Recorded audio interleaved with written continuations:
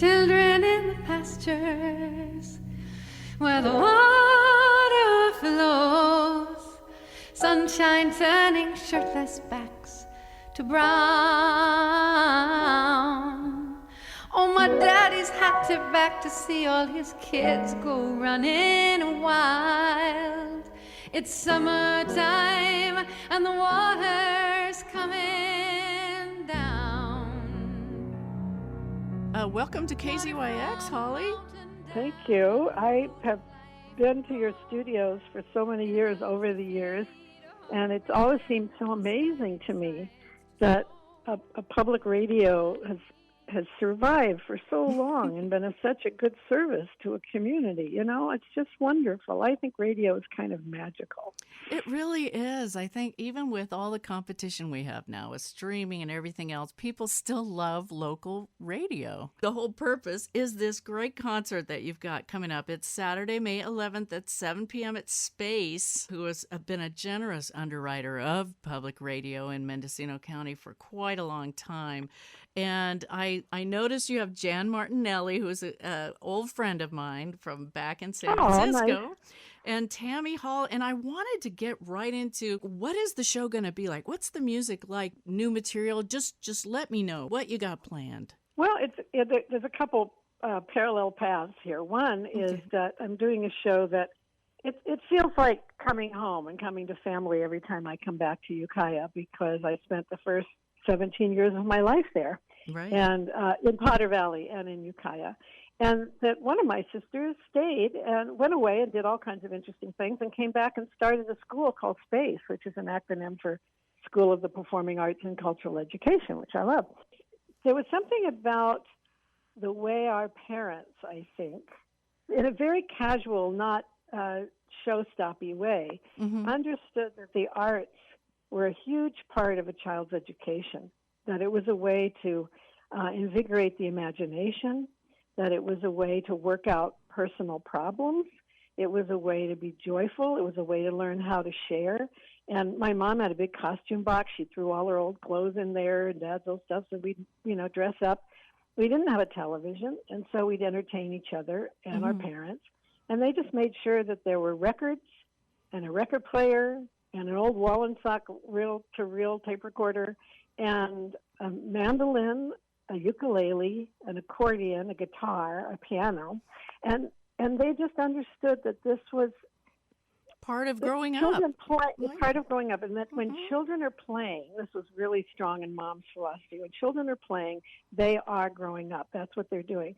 So if someone said to her, "Do you have your children help you with the chores around the house?" And she said, "If they're bored and not doing anything else, but if they're playing, that is what a child needs to do to learn to grow up. That's how you learn about life."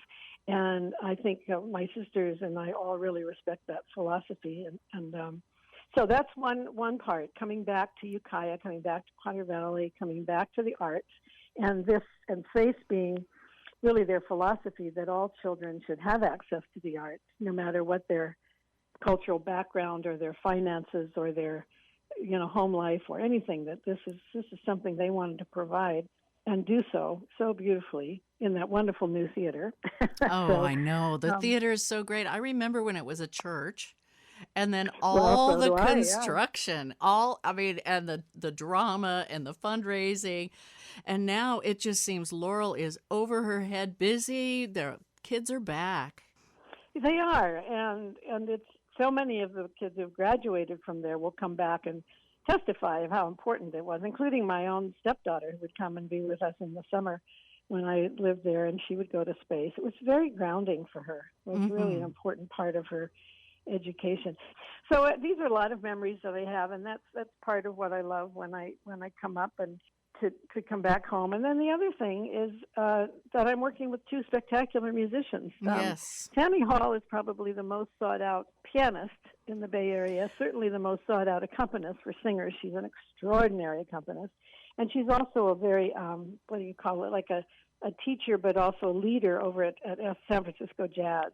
Right. So she's a big cheese around the Bay Area, but I love working with her. I know. I'm pretty sure I've seen her so many times. Probably, yes. yeah. She's got chops that just go out the window. It's crazy. So, and then Jan Martinelli is an extraordinary bass player. Has been playing. She plays with big bands. She plays with a French trio. She plays with all these different styles. I'm honored to say she doesn't. It's not how she wants to spend her life, but she has been willing to do it for me.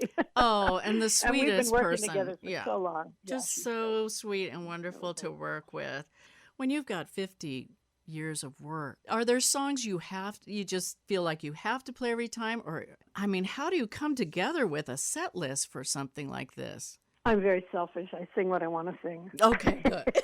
And it doesn't tend to be things that were 40, 50 years ago. It's the material that's kind of newer. And fortunately, I didn't have a hit like B.B. King. I mean, can you imagine how many times he played The Thrill Is Gone? I mean, The Thrill must have really been my gone. God. And he used to say, because you're such a special audience, I'm going to pull this out. And they'd go, oh, yeah. And it's like, for the billionth time. I never had a hit song, so I didn't work out in the mainstream anyway. But it turns out that there's all these alternative audiences that are producers and have sound people and have, artists and creative folks in a town that has nothing to do with that mainstream world except that we listen to it. Right. And when I discovered that I could have a healthy, wholesome career, and it's been going on over 50 years, working with people who are really focused on a different way of presenting art to the community, I really lucked out that I have to say, I had a jump start because in the 70s, the early 70s, when the war was still raging against the people of Indochina, I toured with Jane Fonda and Dan Ellsberg and Tom Hayden and all these different people who were, and they would draw thousands of people. So here was little old me. I was like 21 with long hair down to my hips, and then I'd come on and sing. It seems like, I remember in the 80s and 90s, the women's music scene, and the festivals and going to those. I know women's music is still so very important, and we're still underplayed. I know in public radio, we try to get as many women on the air voices as programmers working here at the station itself because they will play women's music. Have you noticed a change? Well, I think unless someone is very conscientious about it, we tend to play what we're comfortable and familiar with.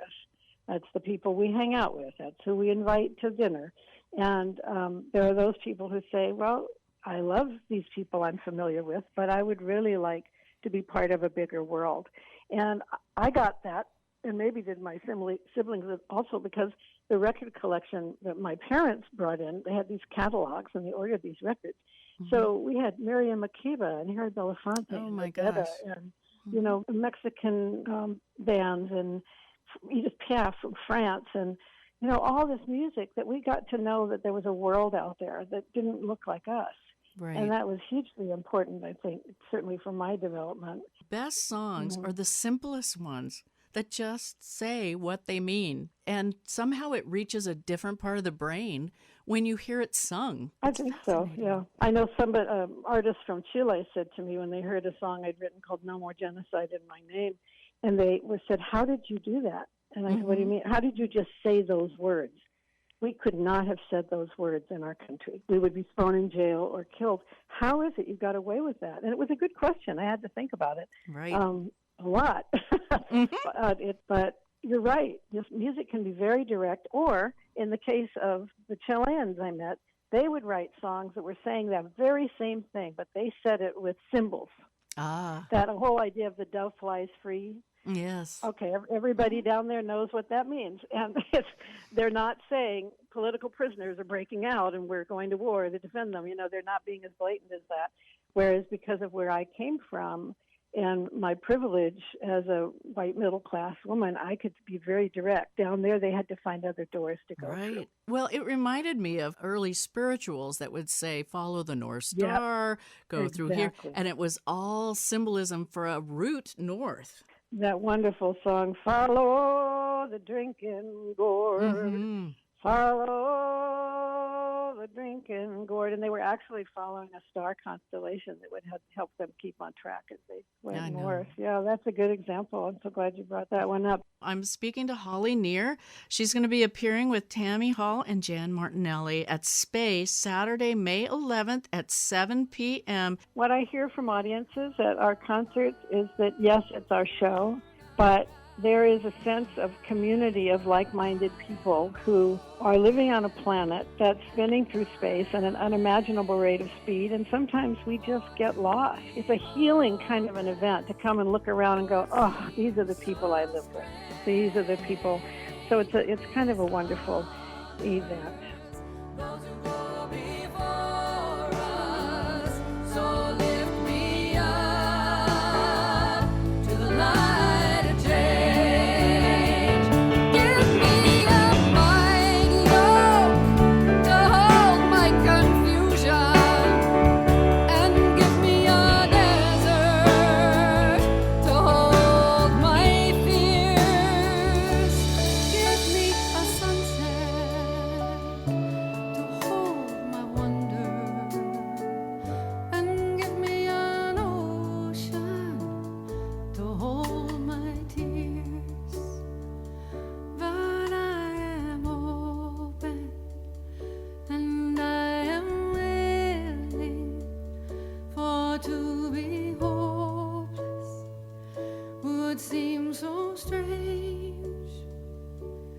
It disarms